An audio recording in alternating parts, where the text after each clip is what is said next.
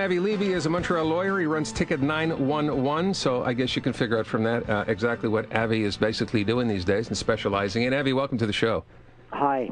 I want to talk about this guy. I don't know if you had a chance to read the letter to the editor that was written by him. Did you happen to see it? Yes, I saw it this morning, actually. Okay, so in a nutshell, the guy's merging onto the 40. He's coming east, and he's speeding up to get onto the highway where you sort of try to merge in with the rest of the flow of traffic.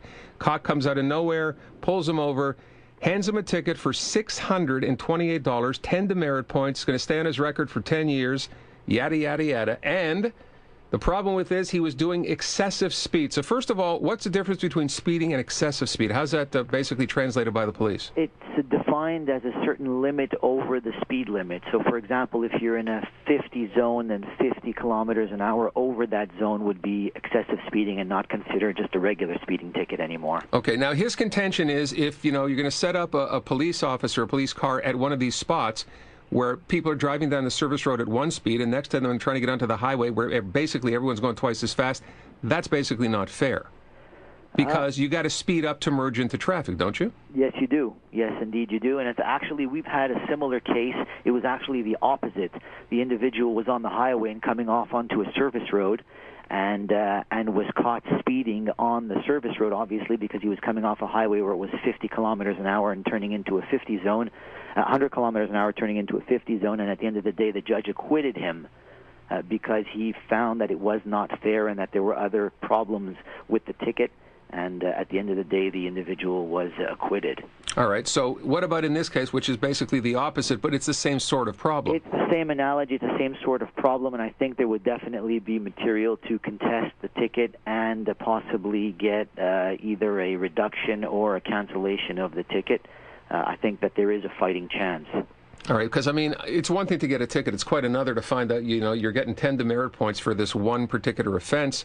Would it have anything to do if and when you went to court with your driving record as it already exists? Unfortunately, in Quebec, it does not affect the case at hand.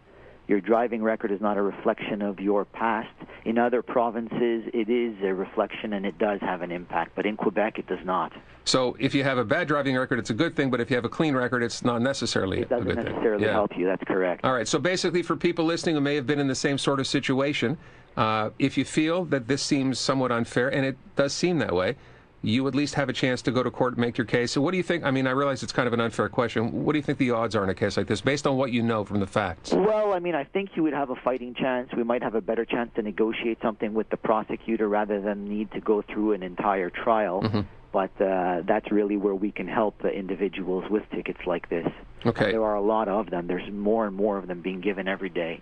All right. So, again, without necessarily being a plug for your company, but you run a thing called ticket911? ticket911.ca, yes, and we are former prosecutors, my partner and myself, so we have a vast experience in this kind of these kinds of cases. We've pleaded over 30,000 cases prior to opening this office. Wow. Okay. And are they typically speeding tickets, or are they all kinds, anything in traffic? All kinds, everything from impaired driving to speeding, anything against the highway safety code. Okay. Good to know. And that's ticket911.ca. That is correct. Abby, thank you for the time. Appreciate it. Thank you so much. All right, Bye. 3:24 on this Friday afternoon. You have to feel for this guy, and I know some people may be out there saying, well, you know what, he was speeding, and speeding is speeding. Well, you know what, and I know it'd be interesting to find out from the city, from someone, if this was the plan when they started, like, for example, if you're coming off Sources, okay, down Sources Boulevard, and you're about to get onto the 40 east, between the time you get around that little circle there and you're on the service road and the time you get onto the highway itself, it's a long, long stretch. Seems to me, because I used to live in the West Island about 15 years ago, that used to be a much shorter stretch from the time you got out of the little circle to merge onto the highway than what it is right now. And I wonder if that was set up or designed that way so that police would be able to give up more tickets, because they know you're sitting on the service road, you're about to merge onto the highway, you're going to speed up. So if it's posted at 50 kilometers an hour, but everyone's doing 110 or 100 and whatever on the highway, you're eventually going to try to get up to that speed so people behind you, when you do get on, don't have to brake or slow down or get out of your way. I wonder if that was the plan. We've got to find someone, and not that they'd admit it, though, right? They probably certainly wouldn't say, oh, yeah, that's why we did it. No, it's not to make it safer, it's so we could give up more. We did it.